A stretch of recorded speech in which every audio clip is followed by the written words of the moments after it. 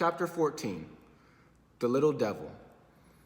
I'm tired, Velia said, and she fell into the nest of clothes we had built ourselves the night before. It appeared to be clean despite our tussle with the lechuzas.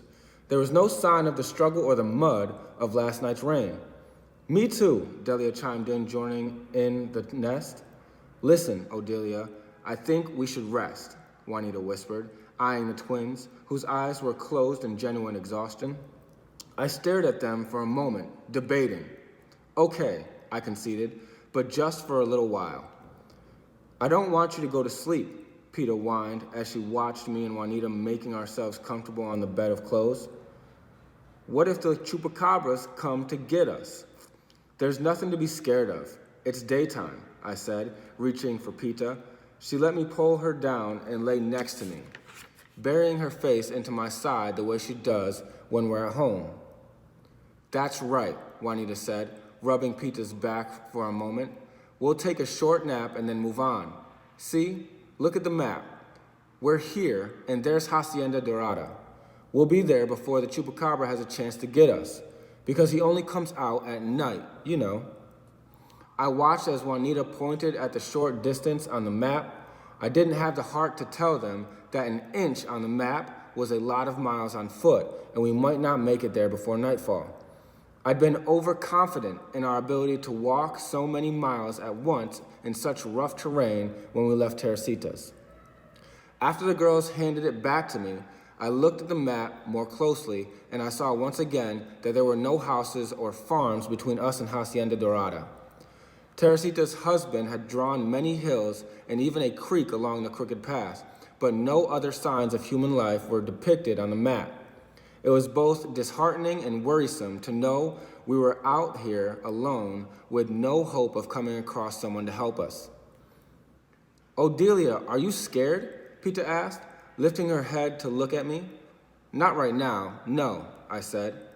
Pita rested her face on my arm and let out a long breath. Me either. I don't think the chupacabra stands a chance, Velia said from behind Juanita. We're a force to be reckoned with, you know. We are, Delia chimed in, sitting up on her elbow to make eye contact with us. Cinco hermanitas, together forever. I flipped to my side and wiggled myself into a more comfortable position. If we're going to sleep, then we should go to sleep. Nobody said anything after that. Even though nobody was admitting it, I knew deep inside we were all still worried about the chupacabra. However, we were so emotionally and physically exhausted that we fell asleep almost instantly and slept for hours without stirring. When I first opened my eyes, I didn't have to look at my watch to know that it was high noon. The sun was peering down at us from the center of the gaping hole in the roof. However, it wasn't the sun that had awakened me. There was something else. Something inherently evil had drifted into my wakeful consciousness. A bad dream of some kind. A warning, perhaps. Juanita, I whispered, reaching for her. El chupacabra, she asked, jolting up to a sitting position. I listened to the distant sound. I don't know. I hear bleating and singing, Delia said, sitting up slowly. It's a boy for sure, and he has animals with him. A shepherd? Or maybe a goatherd, I said, shaking the others awake.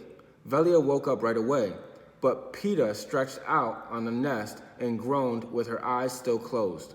Come on, ladies, get up. Someone's coming. Get up.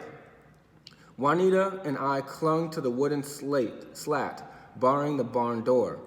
She looked too afraid to open it, and after what happened the night before, I didn't blame her. Who's out there? I called. He can't hear you, Velia said, shoving Juanita aside and pushing up the wooden slat. What are you doing? I asked, alarmed. We can't let him in here. He could be dangerous. More dangerous than what we encountered last night? Please. He's probably a ranch hand from some isolated ranchito out here. He might even be from Hacienda Dorada, Velia said, and opened the door. He has goats, I said. It could be like baiting the chupacabras. Juanita got up and tucked her shirt into her shorts. Hello, it's daylight. The chupacabras only come out at night. Besides, if he has goats, he has water. Let's hope he can spare some. In food, Delia said, running to help her twin push the other tractor-sized door open. Peter followed us into the bright sunlight. Oh, I hope he has food. I'm so hungry I could eat a donkey right now.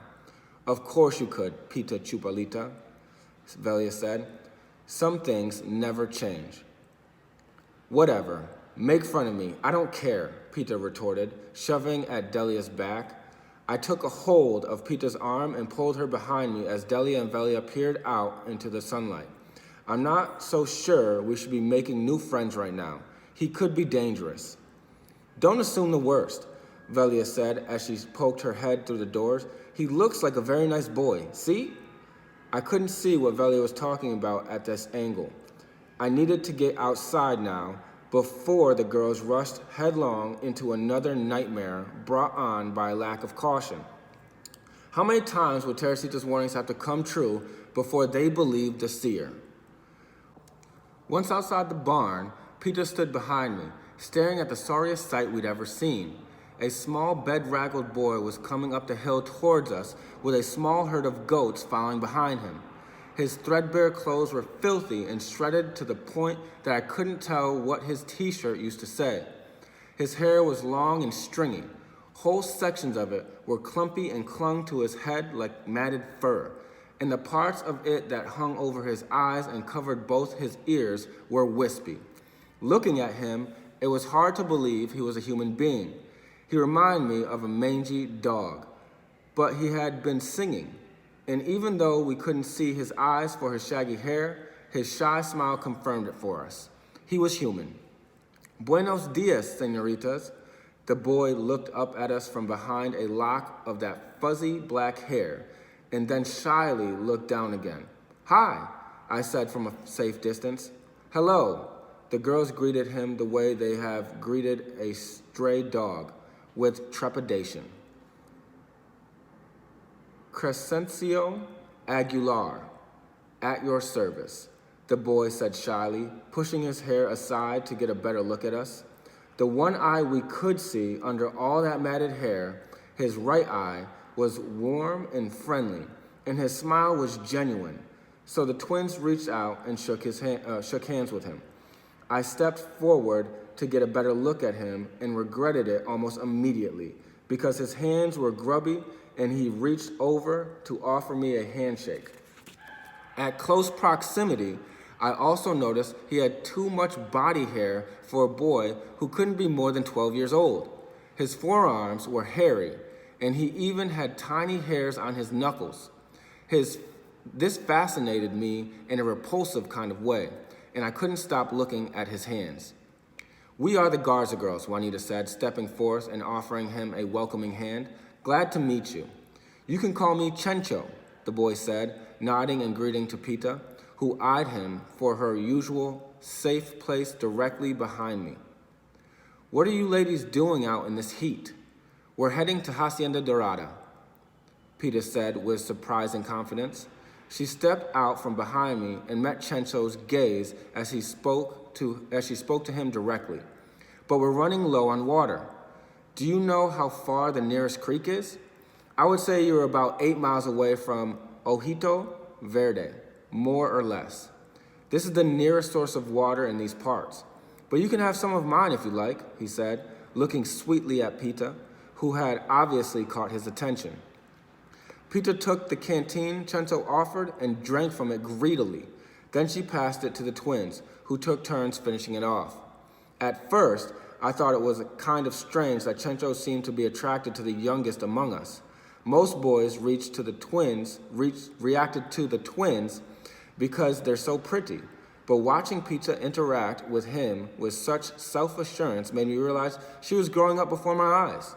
Soon, she would be getting taller, shedding her baby fat, and wanting to wear lipstick.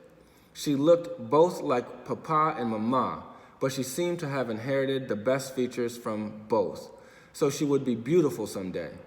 The image of her looking more and more lovely every day made my heart tighten in my chest, and I had a moment of sisterly, almost maternal pride. But even as I marveled at my baby sister's potential, I couldn't shake the nagging feeling that something wasn't quite right with the boy in front of me. He was more than strange looking, and his sudden appearance set off all kinds of red flags in my head. Looking at his hairy hands again, I suddenly felt the urge to get away from him. Juanita shook the empty canteen, frowned disapprovingly at the twins, and handed it back to the boy. "Where are you from, Chencho?" "Oh, I'm from Puerto Vallarta originally, but now I'm all alone. I live out here by myself," Chencho said. "You mean you live out in the woods?" Pita asked. Her eyes grew wide with shock, but a glint of admiration twinkled in her depths. Chencho grinned shyly as Pita questioned him. "Oh yes," he said. "There's all kinds of places to sleep in the wild. Out here, nobody bothers me, and I don't bother anybody. I only go into town when I need to buy supplies. The countryside is the best place to be for someone like me." "Well, thank you for the water," I said. "Sorry, we can't stay and chat, but it's late, and we have to get going." Then I turned around to talk to the girls, shutting him out. "Why are you traveling on foot?" he asked. "Where are your parents?" "It's a long story," I said, not bothering to explain. "Let's go, ladies." "Buenos, pues, you can travel with me if you like. I'm heading in that direction. I don't have a wagon, but I have plenty of water, 2 more gourds, and some bread and goat cheese. It's not much, but I don't mind sharing," the boy said, smiling that shy, genuine smile again. At close range, and with his choppers showing, I could see he hadn't seen a toothbrush in quite some time, perhaps maybe never. His teeth were beyond yellow. They were downright blackened, and I wondered how long he'd been out here in the wild without parental supervision. Chiding myself for being so shallow, I concentrated on being polite. "Thank you. You are very kind, but we don't want to slow you down. It's better if you continue alone. We've got some business to take care of before we head out. Have a nice day," I said. Then I turned around and started to push the girls back into the safety of the barn. Pita started to go in, but Velia and Delia wouldn't budge. "What's wrong with you, Odelia?" Velia demanded, glaring at me as I tried to push her into the barn. "You're being awfully rude, you know." "I'm not trying to be rude," I said, gritting my teeth and keeping my words low enough not to be overheard by the strange little boy standing only a few feet away from us. "I'm just trying to keep us safe." Velia yanked my hand off her arm. "You're being stupid right now." "No, I'm not," I whispered. "How many more monsters are you going to invite into our lives before you learn your lesson? I'm tired of you putting us all in danger. Now, you either stay here with me or head out alone, because I'm not going anywhere until I'm good and ready." "Listen to her, Velia." Delia leaned in and whispered in her twin's right ear. "She's got a point. We can't be too careful." "Fine, whatever. But I think you're both overreacting." Velia pushed me out of the way. Delia followed her twin sister into the barn, but not before she gave me an apologetic smile. "Well, have a nice day," I repeated as I waved at the little Gother. With Juanita by my side, I looked out to make sure the boy was leaving as I pulled the barn door shut. The disheveled boy waved one last time, looking confused, before he headed up the road. I slammed the latch down to lock us in. Juanita helped me pick up the clothes from the barn's dirt floor. We shook the old hay off them, folded them up, and put them back in our bags. "You really think he was dangerous?" "No telling," I said, "but I'm not taking any more chances. From now on, we do things my way." I waited a full hour, keeping time on my thrift store watch, to make sure we were far enough behind the Gothard to not meet up with him again. But all my efforts were for naught. As we made our way down the dirt path later that day, he called to us from a cluster of boulders by the side of the road. In a moment of weakness, I decided to let him join us as we continued on our journey. He was nice enough to the girls, offering us water from different canteens, than the one the girls had emptied earlier. Why is your goat tied to your wrist? Peter asked as she sidled up to walk beside the boy up ahead of us. Oh, do you mean this halter? Chencho asked. See the bell on his neck? He's the leader. Wherever he goes, the others follow. But he's a wanderer, and if I don't keep him close, he'll take off on me. Then I'll lose the entire herd. I can't afford that. They're my source of food, so I keep him right here by my side. You mean you only eat goat meat? Peter asked, scrunching up her face in disgust. Chencho threw back his head and laughed. No, I don't mean that. I eat lots of things, but goats are, well, they're my livelihood. They sustain me. Oh, but he's so big. Don't you get tired of pulling him all along? Peter asked as she watched the boy tug at the goat. Yeah, Chencho said, laughing. He's a billy goat. They're stubborn sometimes, but I'm a bigger mule than he is. Have as much water as you like. You can refill it on the way when we get to Ojito Verde. The girls had been passing the second canteen around, taking small, careful sips from it. But as at his request, they drank greedily. We walked all afternoon by the goatherd's side. He was quiet and shy, but he seemed to enjoy listening to Pita. She flittered around him like a pesky gnat, glad to have someone eager to listen to everything she had to say as she recounted our adventures on the banks of the Rio Grande. Every now and then, Chencho would turn around to check on us. At those times, the rest of us smiled and let him know that we were doing okay. No, he wasn't going too fast, and no, we didn't need to stop. We had to get to Hacienda Dorada before day's end. It wasn't until I saw the sun kissing the horizon that I realized we were in trouble. I looked down at the map anxiously and tried to make sense of it.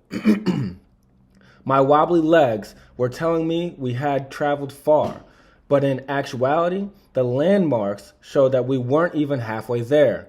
Going up and down hills on rough terrain was taking a lot longer than I'd anticipated, which meant we still had about 7 or 8 more miles to go before reaching Abuelita's house.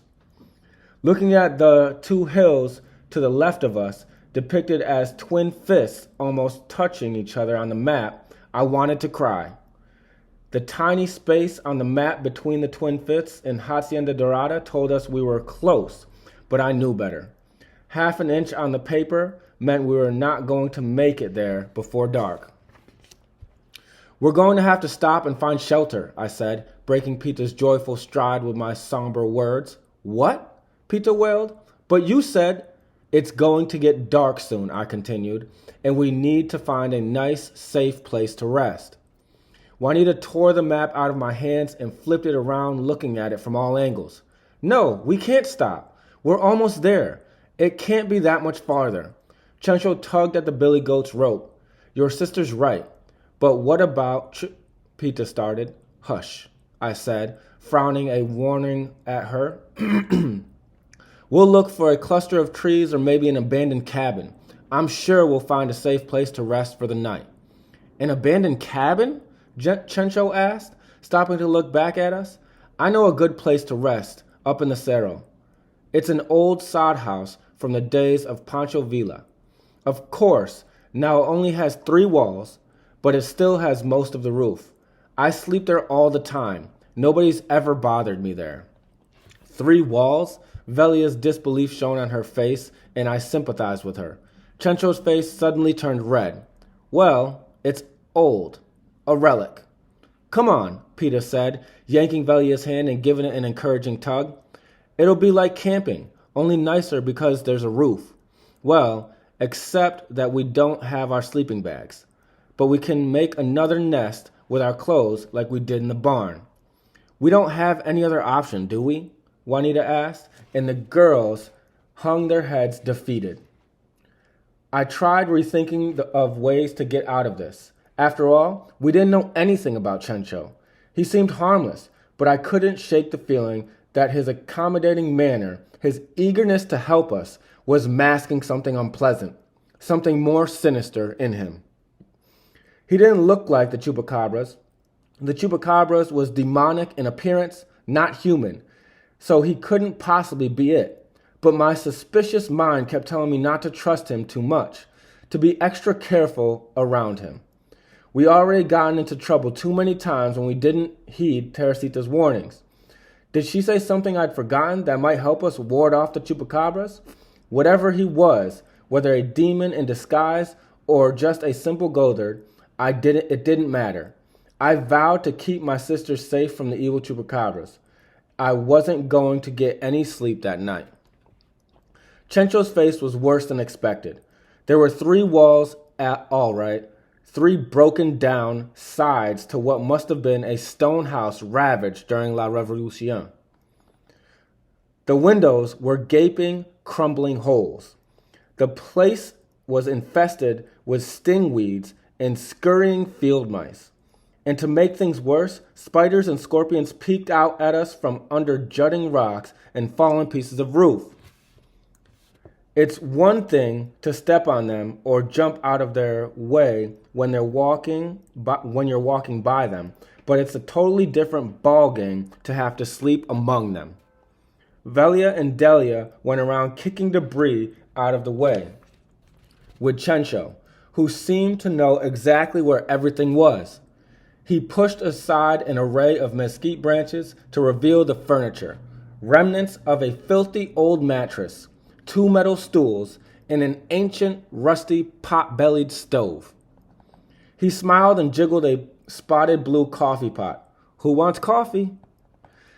That sounds lovely, Velia said sweetly, sounding like a heroine in one of those historical pieces on the Arts Channel instead of a modern-day girl stranded in the ruins of a Mexican countryside. Chencho made a fire in the center of the sleeping area to keep us warm after dark. The twins and I drank the coffee, and we all sat among a herd of 12 goats and ate the loaf of bread with goat cheese, swearing it was the best darn cheese we'd ever tasted in our entire lives. It's nice to have company, Chencho said. He leaned back against the third wall, snuggled under his poncho, and smiled proudly at us as he huddled together on the mattress. A lone coyote howled somewhere in the dark, and we froze momentarily. Several of the goats that settled around us lifted their heads and listened to the coyote's call. Then, hearing it again, they bleated and inched closer to each other. We inched closer to each other too. I looked at Chencho and wondered what had brought him here. What could possibly make him think this was better life than one he had before? So tell me, why are you here all by yourself? I asked. Chencho's voice was small, quiet, like he was. It's easier for me being out here. I couldn't help but think there were things he wasn't telling us, so I pressed on. What happened to your parents? Don't you have brothers and sisters, aunts, uncles, someone who can take you in? No, Chencho said. My mother died when I was 7 years old. I'm all alone in the world now. Nobody wants to take care of an orphan, and I don't much care for the street life. Sleeping on sidewalks, fighting for trash and scraps, that's no kind of life. I'd rather be out here raising goats, camping out every night, sleeping under the stars. It's peaceful. Don't you get scared out here? Delia asked Chencho, curling up closer to her twin sister. Lifting his arm in midair, Chencho flexed his muscles and pointed to his puny right bicep. There's nothing to worry about, he answered confidently. Chencho's here. What about the chupacabras? Pita asked. Chencho didn't answer. Instead, he picked up the coffee pot and poured the last of the old coffee into the grass, turning away for a long moment. Finally, he turned back to look at us again. Oh, well, there is that, he said, sounding less sure of himself. Have you seen it? Pita wanted to know. The demon? Seen him? Yes. We've had our disagreements, he whispered. Once or twice, to be sure. His words sent chills up my spine, and I had the sudden urge to flee, to take my sisters and make a mad dash for it. But where? There was nowhere to hide from the demon if it were to show up here. Did he attack you? What does he look like? Velia wanted to know. Chencho threw another log on the fire before us and then looked at the twins sitting beside him. I'll never forget, he whispered, sounding more and more morose by the minute. His eyes are the color of burning coals, and his fangs are bigger and sharper than a javelina's tusk. But his claws are just as dangerous. He can rip out your heart with them. Peter leaned forward to peer into Chencho's face. How do you know about his claws? He took my eye, Chencho said, lifting the lock of hair from over his left eye to reveal a deformed eyelid fused together by thick scars. At the sighting of his missing eye, Teresita's husband's voice crept into my head. I injured it, shot it through the left eye. Bullet went right into its head. It howled like a rabid dog. I never seen anything like it before since. Suddenly spooked, I sat up to inspect Chencho's missing eye. The chupacabra has a missing eye, I said suspiciously. A friend of ours shot him. That's great, Chencho said. He put the empty coffee pot aside and sat forward, giving me his undivided attention for the first time since we'd met him. The bloodthirsty look in his right eye told me he was glad to hear the news and wished the chupacabra was just as dead as we did. And for that reason, I started to believe he was who he appeared to be. I just wish it had been me who shot it. Oh, how I wish he'd disappear for good. Like us, he had reason to fear the chupacabras. It was probably why he'd brought us to this miserable place, to keep us safe from the beast. Is he really a bloodsucker? Did he really try to bite you? Juanita asked, leaning into our intimate circle from the other side of the campfire. He's like a vampire, Chencho said, patting his hair down over his deformed eyelid.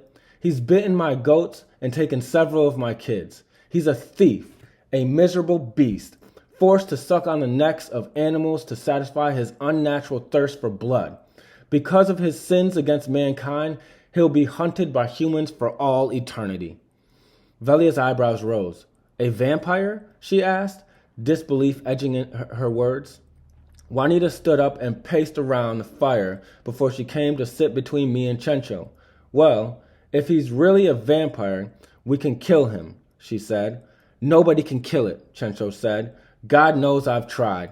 No, listen, Juanita put her hand on Chencho's shoulder. We can do this. I read this library book once about vampires and werewolves. It was written by an expert on demons, and I remember everything it said about how to kill a vampire. All you need is holy water and a stake. Holy water and stakes? Chencho looked astonished. We don't have those things here. Besides, he can't be killed. The chupacabra is immortal. So were the vampires in the book, Juanita insisted. I'm telling you, we can do it. We can get rid of this demon for good. We have to at least try, Delia said. Velia and Delia jumped up to join Juanita at the foot of the mattress. We can't just sit here waiting for the beast to get us in the middle of the night, not when we know how to kill him. I wasn't as convinced that the chupacabra would be defeated with stakes and holy water. After all, a chupacabra wasn't exactly a vampire, but Velia took up at where Delia left off, and the girl's confidence grew. What was it Teresita's husband said? Don't be afraid. Take the nearest branch and bash its head in. Even Teresita herself told us we could defeat it. She said all we had to do was stick together and be brave. Besides, we have to help us now. That makes 6 of us. We can take him. It didn't take long for everyone to jump up and join the twins in their resolution to kill the chupacabra. Even Pita, with her newfound courage, was up in arms. My skepticism remained, but to be honest, I figured their enthusiasm would wear out soon enough and they'd fall asleep eventually. As for me, I would continue to keep vigil throughout the night, hoping, praying that the chupacabra wouldn't find us before dawn. Before I knew it, the entire party was sitting around the campfire like a gang of renegades in an old western. Chencho was keeping the fire alive by throwing another log in and poking at the base of it. But Juanita and Delia were carving away at branches with 2 small pocket knives from Velia's tool belt. Velia and Pita were pulling leaves and sprigs off branches that were still to be made into stakes before piling them neatly next to the whittlers. Juanita put the knife down and shook a cramp out of it in the semi-darkness. My hand feels like it's going to fall off. Here, I'll do it, I said, taking the branch out of her hand. I picked up the knife and sliced off sliver after sliver of wood until the rest of the branches had been whittled into weapons. After we had finished carving out as many stakes as we could, Juanita placed the finished ones strategically along the walls so that everyone had access to them. It felt weird, preparing for what might happen to us in the night. I felt like we were in a different world, a magical realm, where everything was larger than life. Did I think we could really kill the mythical chupacabra? Normally, I would have said not on your life, especially since we weren't even sure if he was a vampire. But my skepticism had mostly worn off because I figured this was a good plan as any to protect ourselves. Stakes were weapons, and having weapons was better than being defenseless. Besides, there was something about being in those ruins in the Mexican countryside that made anything possible. Because that night I believe in us, cinco hermanitas, 5 little sisters, together forever no matter what. We must have stayed up almost most of the night, putting log after log on the fire, waiting for the chupacabra. Velia and Delia huddled together on my left while Pita balled herself into a fetal position on my right. Juanita lay on the other side of the twins with a baby goat in her arms. I don't know exactly when it happened, but despite all their talk and my resolve to stay awake, we all fell asleep before dawn. I was dreaming something bizarre and twisted, but I couldn't wake up. In my dreams, Pita lifted Chencho's hair and looked into his empty eye socket. I tried to stop her, but she pushed me away. Chencho's face around the missing eye was big and swollen as if it were infected. I smelled something vile and repulsive, and somewhere far away from me, I heard a girl let out a blood-curdling scream. I turned around and around in a foggy, dreamlike state, looking for the source of that scream, but only darkness surrounded me. I was lost in the woods, and I couldn't find Pita or Chencho anymore, but I could smell his putrid eye socket. I ran, bleary-eyed and blind, searching the night for my absent sister and the boy with the missing eye, but I couldn't find them. They were lost to me. Then, suddenly, I wasn't dreaming anymore, and Pita wasn't so far away, but right beside me, screaming her lungs out. I peered into the darkness and saw a red eyeball glowing at me. It was the chupacabra, clutching and sucking on Pita's right leg, right there in front of me. "Get away from her," I yelled, flapping my arms, but the horrendous thing quivered with rage.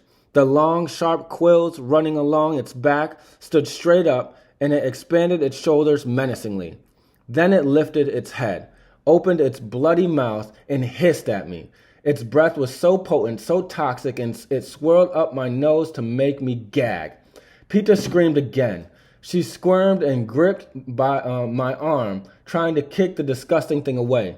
"Chencho!" I screamed for help, but as I looked around, I saw that he was gone. He left us. "Juanita! Delia! Get up!" Beside me, the girls lifted their hands. They were groggy and confused, so I didn't wait for their help. I reached behind me, grabbed the nearest stake, and stabbed the chupacabras. The spiked branch barely brushed over the long spinal quills quivering along its arched back, and in my haste, I let go of the stake. The chupacabras let out a deep, threatening growl before it bit down on Pita's leg again with the razor-sharp fangs. Pita bawled in agony and clung to my arm. I reached for another stake. This time, I didn't drop it. This time, I stood up and stabbed at its face with all my might. The stake went into its right eye, piercing through the glowing red eyeball. But it didn't stop there. As the chupacabra let go of Pita's leg, I shoved the stake deeper into its skull with the full weight of my body behind it. Wielding their makeshift weapons, Velia and Delia and Juanita surrounded the chupacabras. The beast grasped the stakes, pulled it out of his eye socket, and cried out, a wounded, demented howl that raised the hair on the back of my neck. Seeing the glowing eyeball gutted out and spiked on a stake made the girls back away in disgust. Even I was horrified by my gory accomplishment. Sitting up on his hind legs, the beast howled and threw the stake aside. His eye socket was gushing, and he clawed at it frantically. He shook his head and shrieked and crawled and hissed, but he was blind, so he couldn't see. Keeping another stake aimed at the chupacabra, I leaned down and inspected Peter's leg. The bite didn't look too bad, so it had 3 bloody puncture marks above her right ankle, but there didn't appear to be any missing flesh. Are you okay? I asked, and she nodded. Be careful. He might be blind, but he's still dangerous, I told the girls. They closed in around him. Velia jabbed at him first, stabbing him in the back. Kill it, Peter screamed from behind me. Don't let him get away. Por favor, senoritas, don't kill me, the chupacabra cried out in a thick, animalistic voice. Please, please, don't kill me. He can talk? Velia asked, looking at me for answers. She didn't back down from her fighting stance. I shook my head, confused. The pathetic creature knelt before us, quivering as he pressed his paw against his wound. I jabbed at his side with a sharp stake.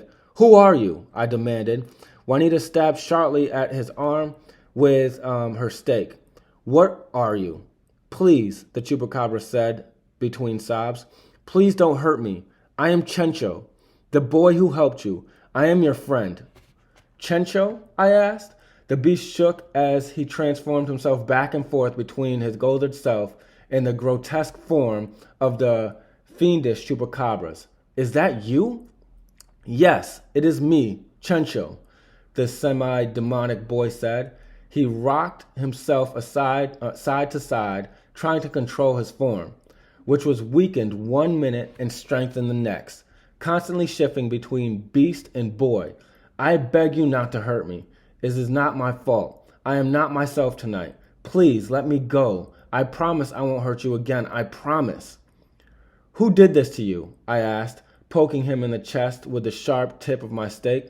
I don't know, the chupacabra whined. What do you mean you don't know? Juanita asked, poking him in the back. How did this happen to you? Is it some kind of spell? Can it be undone? Tell us. Maybe we can help you.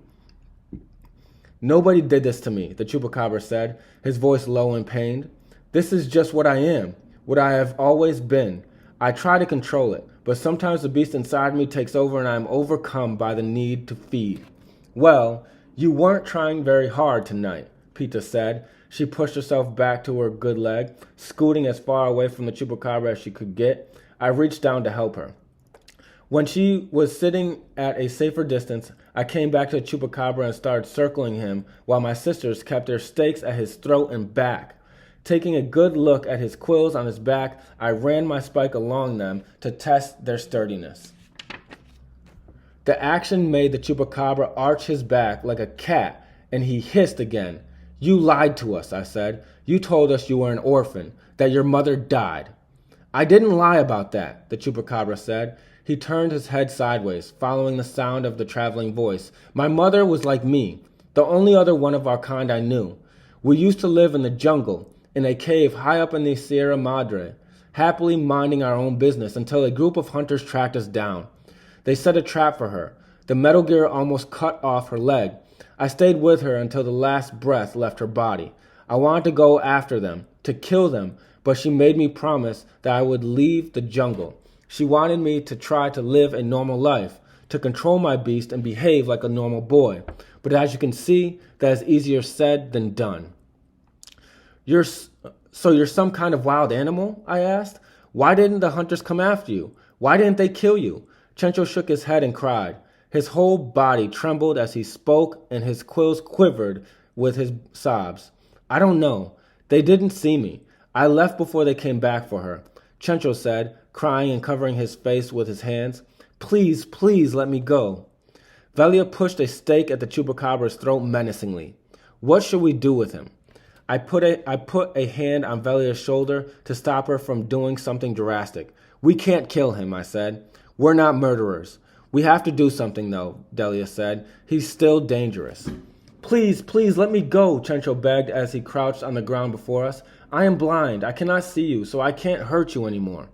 He attacked Pita. We have to kill him, Juanita said, lifting her stake high in the air, ready to deliver the final blow. No, I said resolutely. He can't hurt us anymore. Let him go. But, Velia began. We can't, Delia finished her sister's protest. Let him go, I said, more firmly than before. Look at him. He's just a little boy, wounded and blind. The Virgin wouldn't approve. We have to let him go. What about what he did to Pita? Doesn't that count? Juanita wanted to know. Remembering La Llorona's warning, I firmed up my resolve. I wanted revenge just as much as my sister did, but my blood was cooling now, and I knew we needed to do what was right. If he comes back, we won't have a choice. We'd have to kill him then, like the Lechuzas. But for now, we have to let him go. I looked around, making eye contact with every one of my sisters. Velia and Delia were shaking their heads in disagreement, but Juanita straightened her shoulders and lifted her weapon away from the beast. Odelia's right. We're the Garza girls, Cinco Hermanitas, 5 little sisters under the protection of the goddess, she said, holding the stake in front of her with both hands and anchoring the sharp point of it on the ground. That's right, I said. I looked down at Pita, who was clutching her ankle, wincing. Remember what I told you. La Llorona said we must remain noble and kind. We must grant mercy when it is asked of us. Besides, we're armed and dangerous. We know he knows not to mess with us anymore. Gracias, senoritas, the chupacabra said, looking more like Chencho the Goldard than the demon. Gracias. Go, I yelled, and without hesitation the chupacabra jumped off and ran off. We stood, side by side, 4 little sisters, holding our weapons at our sides ready to defend our baby sister as we watched him disappear into the new dawn.